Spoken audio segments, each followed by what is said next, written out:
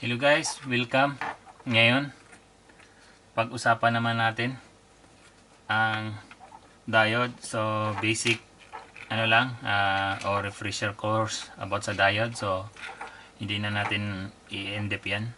So, pag-usapan lang natin siya kung paano siya ginamit, kung paano pag-test ng diode. So, ang diode ay isang semiconductor device na essentially act as one-way switch of current. So, ina-allow niya ang current sa one direction lang. So, isang papunta, so wala siyang pabalik.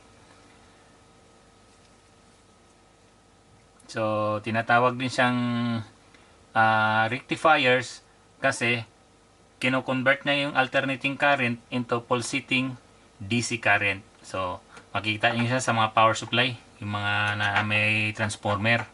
So, after ng transformer, makikita mo yung diode.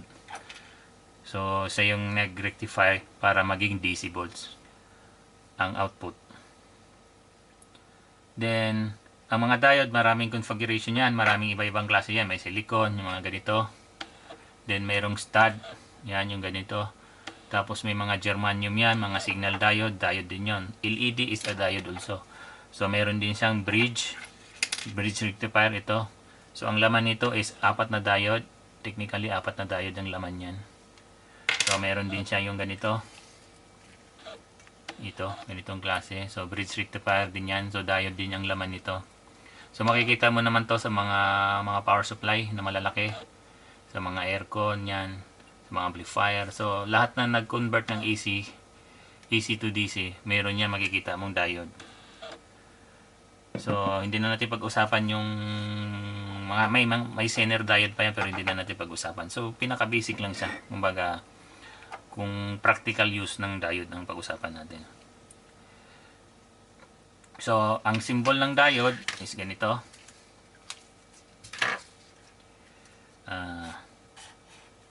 Yan. Ito yung anode. Anode means positive. Yung cathode means negative. So, yun yung symbol ng diode. So, yung iba may mga dagdag pa yun kung zener diode or LED.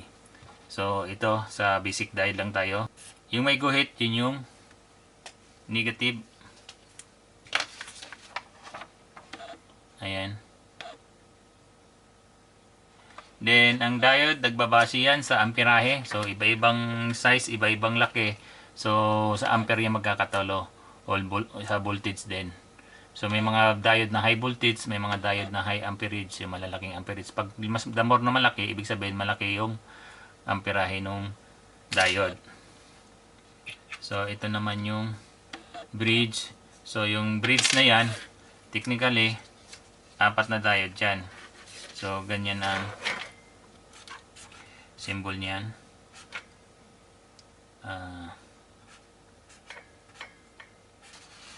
So, ganito ang symbol ng bridge diode. So, usually makikita mo yan sa circuit, ang nakalagay yan D. So, pag nakikita kayo ng D, ibig sabihin yan diode. So, ngayon, ititest natin siya sa digital tester. So, sa digital tester, yan. Tulad nitong fluke, meron siyang logo diode. Hanapin mo lang siya. So, pag lumabas yan, yan. Doon mo ititest. Ayan. Since yung guhit is negative, so doon may lalagay yung negative na test probe. Ayan, magbabasa yan. So, ang diode, ang reading niyan nasa 0.5. So, standard na diode, 0.5 volts to 0.8. So, although yung mga germanium na yan, bumababa ng 0.3. So, yun yung reading niyan. Ngayon, sa analog meter naman, ilalagay mo lang siya sa times 1. Yan, times 1. Then, yung negative na yan, dapat positive yung tester. Yan. Baliktad kasi ang analog. Ayan. Kasi yung analog natin, yung negative, yun na nag-output ng positive. Tapos yung positive nag-output ng negative. So, maraming nalilito dyan mga baguhang technician. So, be sure yung tester nyo tama yung connection. So, ayan, pag titingnan nyo, papalo siya. Then, pag i-reverse mo naman siya, wala. Then, itong tester kasi na to, mayroong nakalagay talaga na mag-testing ka ng diode is baliktad. Ayan. So, diode test, positive jack is negative. Ayan. Meron siya nakalagay. So, i-check na rin yung tester nyo kung tama yung polarity. So, pag sa diode, tandaan nyo, yan, pag analog, dapat positive dito sa may cathode. Ayan.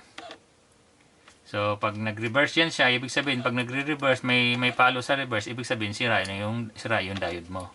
So, kung hindi naman magpapalo kabilaan, so, ibig sabihin, sira din yung diode mo. So, balik tayo dito sa digital. Ito, digital. So, dapat wala. Then, ito, pag tama yung kabit mo, yan, meron dapat yan. So, ganun din yan dito. Yan. So, negative, positive, ayan. So, 0.3. So, normal yan. Kabila, wala. Then, sa analog, ayan. So, yun yung pag-test niyan. Ito, subukan pa natin itong maliit. Mayroon tayong maliit. Then, baliktad. Kasi yung go hit niya is dapat positive pag analog. Ayan. So, tingnan nyo ganyan. Tapos, palit natin itong digital. Digital, ayan. So, hindi rin siya gagana kasi baliktad. So, lagi yung tandaan yan, yung analog, baliktad ang kabit sa diode. So, punta naman tayo dito sa bridge rectifier. Ayan, yung bridge rectifier, ito. So, yung bridge rectifier na yan, nakalagay yan, meron yan nakalagay, positive, tapos yung sign na AC, yun, AC sign yan. Tapos may negative, ayan. So, kung i-drawing natin yan, ito yung drawing niya. Ayan. So, pag titingnan natin itong drawing, ayan. Yung drawing na yan, yung dalawang AC na yan, ayan, ito ang dalawa, AC yan yung parang wave, yan, AC yan. Dito yan. Yung saan nagsalubong yung negative sa positive, yun yung AC side. So, ito. Ito yan. Ayan. So, ito yung AC. Ito. AC. Then, ito yung AC. So, sa transformer yan, halimbawa sa transformer, yan yung AC side. Then, pag titingnan nyo dito, ayan, positive saka negative. So, pag ito ang tingnan natin, itong single diode, pag sinabi mong negative, siyempre sasabihin mo yung cathode kasi yun nga yung negative, yung cathode Pero sa bridge, baliktad. Baliktad yan. Ito. So, yan. Isa dyan. Maraming naguguluhan dyan. Dito. Actually, maraming naguguluhan dyan. Sa bridge. So, itong bridge na to, yung nakalagay na yan na na positive. Yan, ang positive na yan. Hindi itong positive na to.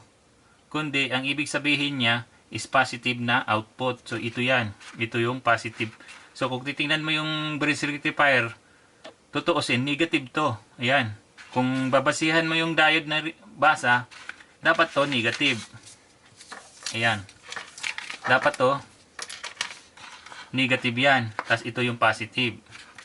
So, i-close parenthesis natin yan.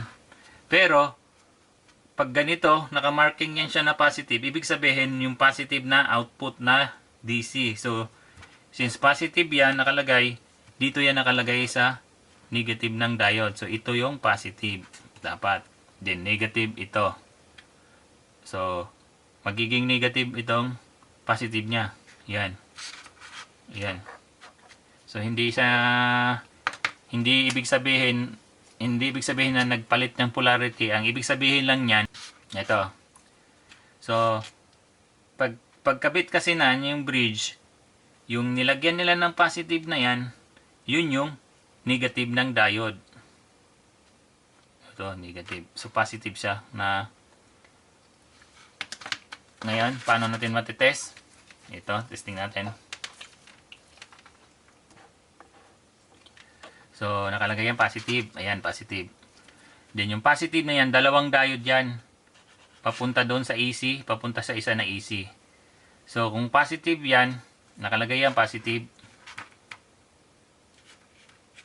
Yung positive. Dapat, may basa dapat yan dito.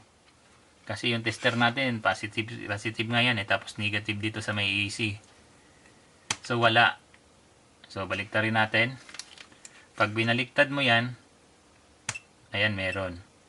So, ang nangyari, ayan, tapos yung isang AC, so ito yan ito, tapos ito yan, yung positive tapos AC, positive tapos AC. Yan. So, ito yung positive, ito yung AC. Pero tingnan nyo, baliktad yung tester. Kasi, ito na to, itong sinasabi niyang positive na yan, is yung negative no diode. Pero, nilagyan nila ng positive kasi ang purpose nito, pag ginamit mo na to sa circuit, dapat positive yung capacitor dito nakakabit. Yung output mo na positive. Tapos dito rin nakakabit yung negative na output. So, yan. Sana walang malilito dyan. Kasi marami nalilito dyan Lalo pag tinanggal niya tapos nabura na. Halimbawa, may mga iba na. Katulad ganito. Yan. May marker yan, positive tas negative. Ngayon, pag nabura na yan siya, siyempre malilito ka na dyan kung paano. So, lagi mong tandaan, pag tinis mo yung bridge, ang pumunta ng positive, yun yung common no, negative dapat. So, pag positive yan, ayan, positive. Plus sign. Dapat yan yung common ng negative. Negative yung tester mo dapat dyan. Ayan. Ulitin natin.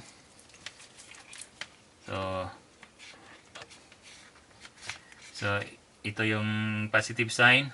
Yan. So, ilalagay natin yung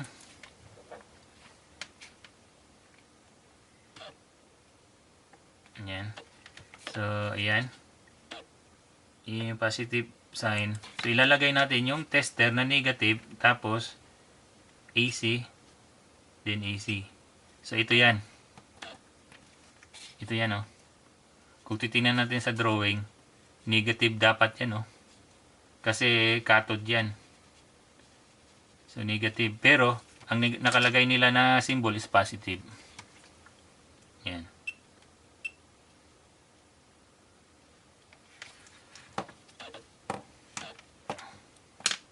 So, okay na. Susubukan natin ngayon kung paano siya gagana. Para maintindihan. Ayan. So, ito yung ilaw. So, itong ilaw na to, walang diode. So, kung walang diode, subukan natin diretso. Yan. Ayan. Lumilaw. So, baliktarin natin. Ayan. Iilaw din. So, baliktaran siya, pwedeng umilaw. So, ngayon, itong diode na ang negative yan.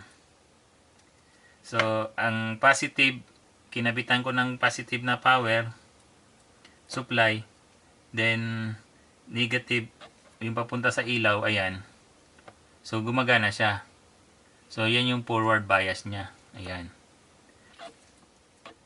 Yan, gumana. Ngayon, baliktarin mo yung supply. Yung negative, ilagay mo sa positive. Hindi siya gagana. Hindi siya iilaw. So, ang diode, one way lang siya.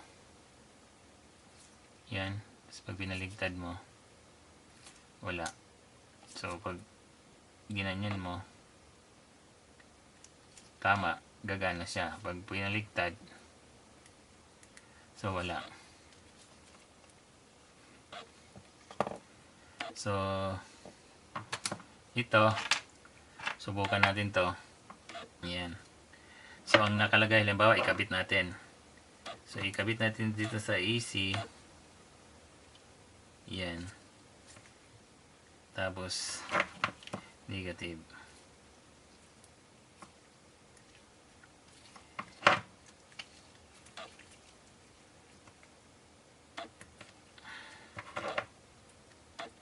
Ayan. So, tingnan nyo yung bridge rectifier.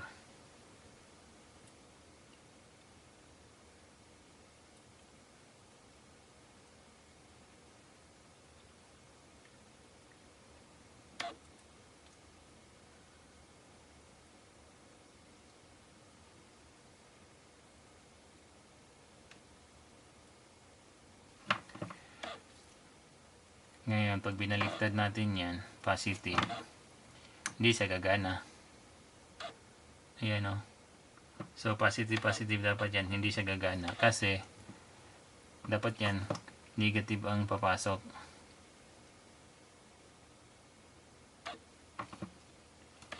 So, ganun din yung sa diode.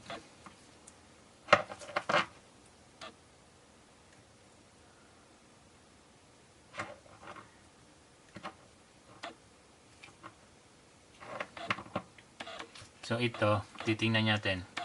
Ito is positive. Tapos, pumunta yung negative. Ayan, gumana. Pag binaliktad mo yan, wala. So, ito. So, ito. Inan, no?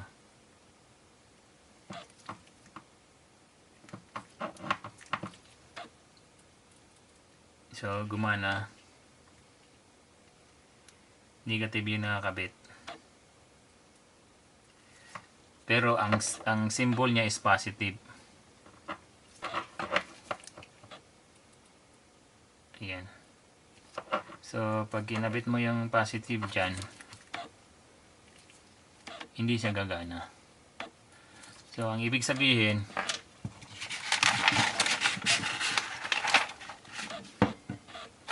ayan, yung drawing niya,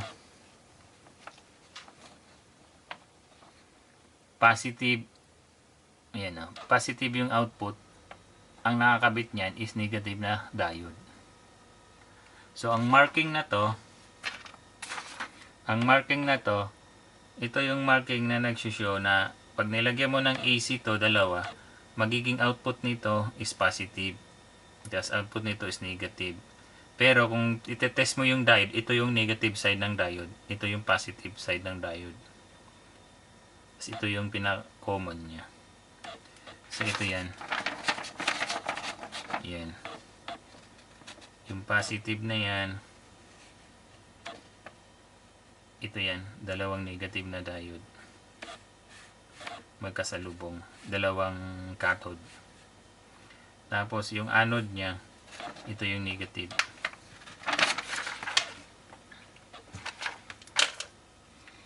So, yun lang. Sana may natutunan kayo. At huwag kalimutan mag-subscribe. Maraming salamat. Thank you.